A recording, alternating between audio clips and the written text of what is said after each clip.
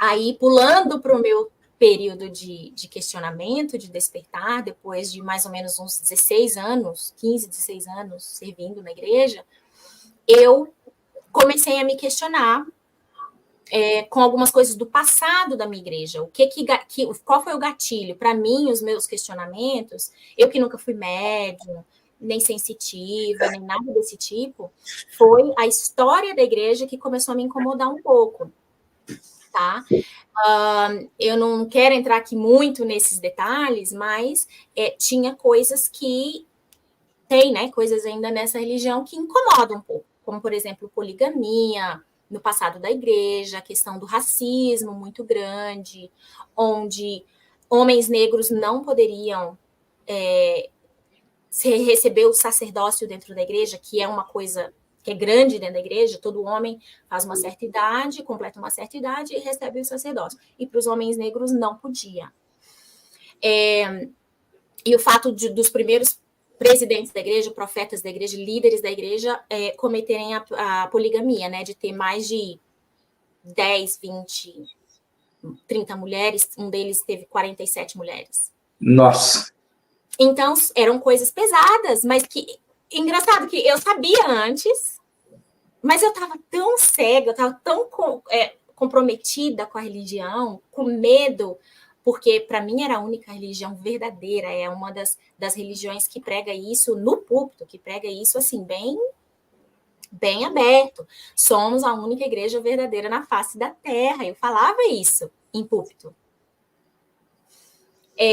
Então, nunca questionei, porque eu achava que era... aconteceu, então, Abraão também teve muitas mulheres, não sei o que, tem racismo. Aí todo mundo fala, antigamente também tinha racismo contra os judeus, e tal. E iam, né, enterrando aquela verdade, tentando justificar. E aí a gente foi empurrando com a barriga. Também o medo de não ir para o céu, né, que lá eles chamam de reino celestial. Só que, Mário, quando eu completei 33, mais ou menos, 33, 34 anos, que foi em 2018, começaram os questionamentos.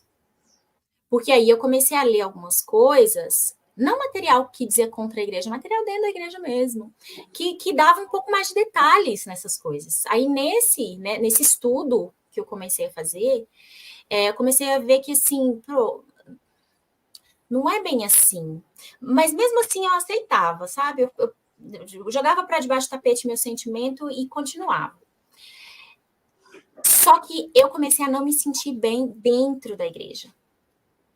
Dentro da igreja, sentava no banco, era só meu corpo lá. Meu coração não estava lá. Eu comecei a me sentir muito deslocada, aquele sentimento de não pertencer, ficava incomodada mesmo. Cheguei para o meu esposo e falei, eu não vou mais para a igreja, eu não quero ir mais para a igreja.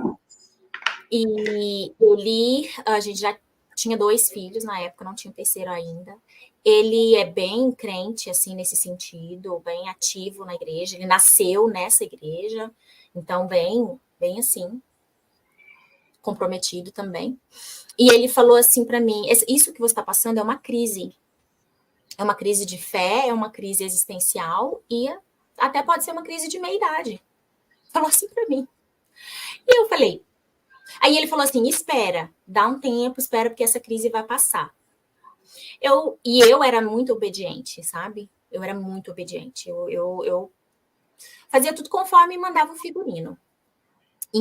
Escondia as minhas sombras e tentava ser o mais obediente possível.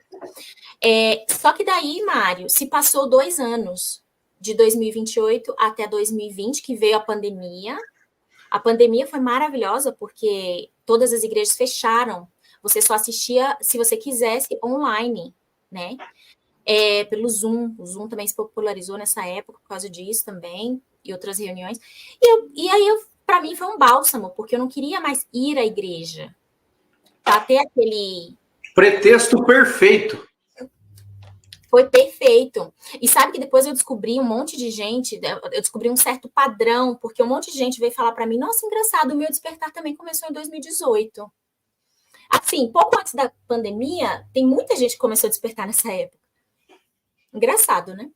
E aí, eu esperei na verdade, foram 2 a 3 anos, porque na pandemia, para mim, tanto fazia, porque eu já não estava indo na igreja, eu estava feliz.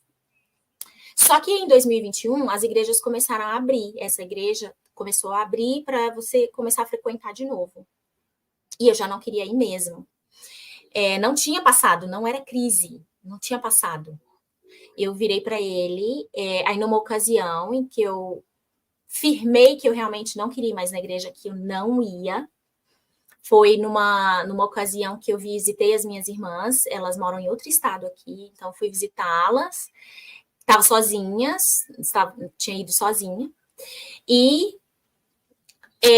as minhas irmãs bebem e tudo mais, e eu tomei um copo de vinho com elas. E aí eu lembro que esse foi a batida do martelo. Pum, não quero mais saber da igreja. Porque, assim, eles têm uma coisa muito forte com bebida alcoólica e algumas outras coisas. Eles não bebem café, não bebem bebida alcoólica, não fazem uso de drogas ilícitas ou cigarro. E acho que tem mais uma coisa também. São 5 coisas que não pode consumir. Todas são muito plausíveis, todas, né? Se você for pensar. Porque tudo em exagero faz mal também. Sim. Mas, como eu tinha tido experiência com álcool na minha adolescência, lembra? De curtição e tudo. Eu falei, eu vou usar isso como uma coisa que agora eu não vou poder me auto-sabotar. Eu vou beber e isso vai ser a minha desculpa, digamos assim, para eu poder falar, eu não vou mais. Não só porque eu não quero. Eu não vou mais porque eu também não estou digna. Você entende? Porque eu quebrei um mandamento. É um mandamento bem sério para eles lá isso. Bom, e aí voltei para casa, contei para o meu marido, falei tudo para ele, falei que eu não queria ir mais de verdade, que eu já tinha esperado esses 2 anos, já tinha passado, e que era aquilo que eu tinha decidido para minha vida. E ele foi super compreensivo, falou, não, tudo bem, né? Me agradeceu por eu ter esperado aquele tempo. Ele é de outro mundo, né? Super compreensivo. E aí eu falei, ele falou, eu vou levar as crianças, vou continuar indo, vou levar as crianças e tudo bem, você, né, segue a sua vida espiritual aí. Nesse meio tempo, Mário, eu comecei a ter contato com Ho'oponopono em 2018, que foi uma das coisas que também me fez pensar, me fez questionar, porque eu tive uma experiência com o Ho'oponopono que eu nunca tinha tido com oração, com a igreja. Foi uma experiência de perdão, foi uma experiência de, literalmente, uma limpeza naquele sentimento, um sentimento ruim que eu estava sentindo, que eu tive uma experiência com uma pessoa que me decepcionou muito, que eu nunca teria feito ou tido se eu simplesmente orasse, como eu tinha sido ensinada a orar. Mas eu fiz aquele mantra do Ho'oponopono por algumas semanas e eu já comecei a sentir um alívio, sabe? Uma limpeza, um perdão, uma coisa muito legal. O que você tem? Isso! Boa! Verdade, eu tinha visto que eram algumas palavras, mas eu não vi o que era. Sinto muito. Deixa eu ver se eu consigo levar até Dá lá. um zoomzinho aí. Para quem não sabe, pessoal, o mantra do Ho'oponopono é esse. Sinto muito, eu te amo, me perdoe, sou grata, ou grato, né? Então, assim, é um mantra que é libertador no sentido emocional mesmo, né? Quando a gente está passando por uma crise emocional, quando a gente está passando por uma crise com dificuldades para perdoar ou alguma coisa assim, acho que o Mário caiu. Mas tudo bem, eu vou levando o carro aqui. E esse Ho'oponopono, ele me fez ter um sentimento tão puro em relação a uma pessoa que era para eu estar com uma mágoa gigante, que para mim aquilo fez toda a diferença. Eu falei assim, gente, como eu penso nessa pessoa e não tem mais mágoa, sendo que o que ela fez foi muito grave, foi muito sério. E assim, qualquer líder que eu tivesse falado na igreja ia falar para mim, esquece, não procura, perdoa, mas aquele perdão superficial, sabe? Então, quando eu comecei a sentir esse sentimento, eu procurei ela. Eu procurei essa pessoa, liguei para essa pessoa, falei tudo que eu estava sentindo de uma maneira tão, tão boa. Falei que eu a perdoava, porque eu não estava mais me sentindo como eu estava me sentindo na época que aconteceu o fato, tá? E eu nunca teria feito aquilo. Eu percebi uma outra Nídia. Voltou. Ali, ó. Sinto muito, me perdoe, sou grata ou grato, eu te amo. Isso mesmo. Essas palavras têm cura, viu, Mário? Tem cura nessas palavras. Muita cura. Tem.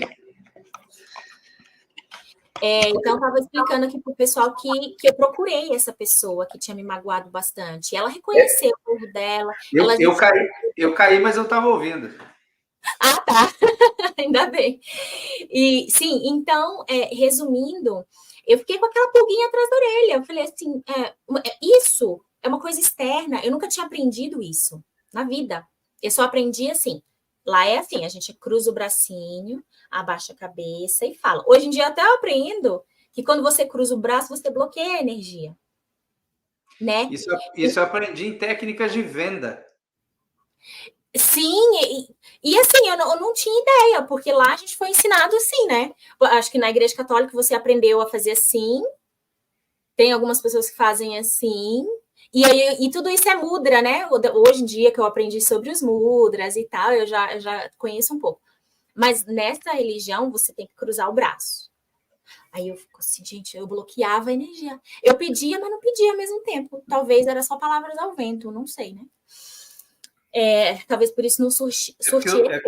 O sentimento também ajuda. Se você pedir só da boca para fora. Acho que é um conjunto, né, também. Talvez a posição do corpo não tem muita influência, mas talvez também tenha, deve ser um conjunto. Eu não sei, ainda não sou expert nisso. Mas eu sei que fazendo o Ho'oponopono, até hoje eu faço, eu pratico, eu amo, quando eu tô com sentimentos ruins, quando eu passo na frente de um acidente, toda vez na freeway, na BR, eu faço o Ho'oponopono, porque dá aquela cura, né? Aquele sentimento bom quando você vê uma coisa ruim, ou sente uma coisa ruim. Enfim, e isso daí também foi algo que em 2018 fez sentido para mim. Aí quando eu saí de vez da igreja mesmo, que foi em 2021, eu me vi livre para estudar várias outras coisas. Daí eu lembro que eu tinha. Voltando em 2018, outra coisa também que eu conheci nesse meio tempo de dúvida foi a Lúcia Helena Galvão, que muita gente conhece ela hoje, né? Sim, que é a professora de filosofia mais queridinha do Brasil. Para mim, ela é a mais queridinha, tem outros aí ótimos, mas eu amo ela, adoro ela. E ela fez toda a diferença no meu despertar, Mário. Porque eu pensei assim, eu já estava maratonando ela lá no Nova Acrópole, no canal da Nova Acrópole. E as coisas que ela fala faziam tanto sentido para mim que eu pensei assim, gente, peraí. Essa mulher, através da filosofia, ela está transformando quem eu sou. Só que ela está fazendo isso de uma maneira que ela não está pedindo dízimo, ela não está pedindo para eu guardar mandamento nenhum, ela não está pedindo para eu não beber álcool, para eu não tomar café, ela não está pedindo nada de mim. E sem pedir nada de mim, sem exigir nada de mim, ela está transformando o meu ser. Como que isso pode ser? E a igreja em 15 anos não está fazendo tanto assim, com tanta eficácia. Entende? Mudou, eu mudei também, né, lógico, na igreja, mas era mais no sentido assim de mandamentos. De mandamentos eu cumpria certinho, mas e a transformação do ser por dentro? E aquele pensamento crítico? Não tinha. E aí eu escutava ela e ela fazia essa mágica dentro de mim. Quando eu parei para pensar, caiu essa ficha, eu lembro até hoje, eu estava na cozinha do meu apartamento, cozinhando e ouvindo ela. Caiu a ficha, peraí, para eu ser uma pessoa melhor, eu não preciso de dogmas, eu não preciso de regras, eu preciso de conhecimento. Então, tá aí, foi a chave. Eu comecei a estudar bastante filosofia, aí fui conhecer a fundo Platão. Platão só tinha ouvido falar. Era nome de cachorro para mim, do cachorro do meu vizinho. Gente, era tanta ignorância. Eles não ensinam você a ir fundo na história e fundo na filosofia, só fica ali na Bíblia, aquela coisa muito rasa. Nem a Bíblia estudava. desculpa, a Bíblia estudada a fundo não tinha. Era estudo, mas era tão raso que hoje em dia eu sei, né, que era raso. Na época eu pensava que era super profundo. Mas não era. Talvez também, eu não vou culpar as igrejas, né, Mário? Talvez tem também a busca do ser, que quando chega a sua hora, você sente aquela fome, não é? Acho que naquela fase eu não estava com fome da verdade. Eu achava que eu já tinha. Eu não estava com sede da mudança interior. Eu achava que eu já tinha. Entende? Eu tenho um pensamento com relação à igreja. Primeiro que a igreja foi criada pelo homem. Né? Sim. Jesus não chegou aqui e falou assim, eu vou criar uma igreja. Não, ele não fez isso. Foi o homem que, né, sentiu que precisava se espiritualizar e, através das mensagens de Cristo, sei lá, tem várias religiões aí que principalmente não acreditam em Cristo, mas em Buda, em Alá e em tantas outras divindades aí. Então foi criado pelo homem. E o homem é o ser mais imperfeito do universo. É mais imperfeito que um animal, que um cachorro. O homem é racional, porém, ele não sente o amor que um cachorro tem pelo dono. Então, assim, quando a gente fala de religião, a gente tem que tomar muito cuidado, porque tem muito fanatismo envolvido. E aí, se você colocar o dedo na ferida, você compra uma briga imensa. Né? Então, assim, eu, por exemplo, que eu falei para você, né? Eu nasci em berço católico e tal. Esse final de semana, a gente teve aí uma reunião familiar, digamos assim, uma confraternização e tal, e surgiu um negócio de religião. E aí, uma das minhas irmãs comentou sobre uma pessoa, como é que é o negócio? Não sei, ela falou assim, mas aqui não leu a Bíblia. Eu falei, mas o que isso tem a ver com a Bíblia? Sabe, o comportamento, o que tem a ver com a Bíblia? Não, mas que não sei o que, não sei o que. Aí uma sobrinha falou assim, não, mas que a sua religião. Eu falei, opa, espírita é cristão, tão cristão quanto católico. Então, não fala que a religião, que eu penso diferente porque a minha religião. Não, eu penso diferente, não tem nada a ver com religião aqui, porque ela está falando que o comportamento da pessoa, que ela não lia a Bíblia, que não sei o quê. Eu falei, não, peraí, mas o que tem a ver, sabe? Então, assim, aí, de repente, você está tomando uma cervejinha, você está descontraído, aí eu pensei bem, eu falei, eu não vou entrar nessa briga, porque senão o negócio vai desandar aqui. Então, o que eu quis dizer com isso? Assim, a religião é uma coisa necessária para muita gente. Muita gente precisa da igreja, do templo, do centro espírita, da mesquita, precisa. E aqueles que estão despertando, eles saem desse quadrado. Então, como eu disse para você, tudo no seu tempo. Né? Você teve o seu tempo, eu tive o meu tempo, as pessoas que acompanham o canal aqui teve o seu tempo.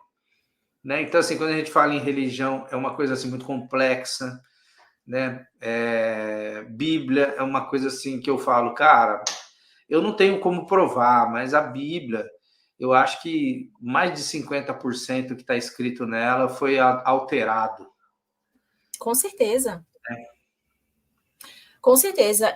Sim, concordo plenamente com você. Eu tive o meu tempo que eu precisei, e o tempo que eu precisei, eu estive lá e sou grata pelo tempo que eu estive lá. Acho que minha vida teria seguido outro curso se não fosse também esses 15 anos que eu passei na religião. Então, não sou ingrata no sentido de falar que, entendeu? Acabou com a minha vida nem nada. Mas chega um momento que realmente a gente se questiona. E tem todas as questões também de manipulação, enfim, que não cabe aqui. Mas, por exemplo, os meus filhos, eles vão na igreja. E eu sou grata que eles vão na igreja. Sim, porque claro. eles recebem tantas influências da escola, tantas influências da TV, tantas influências da internet, que se for comparar esses 4 lugares, esses 3 e a igreja, eu prefiro a influência da igreja ainda. Sim.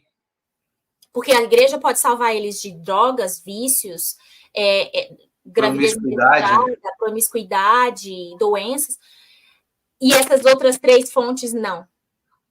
Então, eu prefiro que eles ainda sofram a influência da igreja, mesmo que, no futuro, quando eles amadurecerem como pessoas, eles chegarem para mim e falar, mãe, como assim isso funciona daquele outro, e eu sentar e explicar para eles, eles decidam sair da igreja, eu vou estar ali para dar o suporte. Sim. Mas ainda assim a igreja é importante. Então, que isso fique claro também, especialmente na juventude, né, Mário? Eu falo que eu era coroinha aqui na igreja perto de casa, eu adorava ser coroinha. Era muito gostoso. Eu adorava. Só que aquele negócio, o tempo vai passando, você vai começando a ter ideias novas, pensamentos novos, questionamentos, e aí ninguém te responde aquilo que você quer saber, né? E as perguntas, como você falou, vêm no tempo certo. Aqui eles têm um dizer legal que eles falam assim, que eu graduei de religião. Tipo assim, quando começam os questionamentos que você decide sair para outras fontes ou não ir para nada, você fala assim, eu graduei. Quer dizer, fiquei lá tantos anos, né? Estudei, e agora eu graduei, não quero mais. Então, nós graduamos.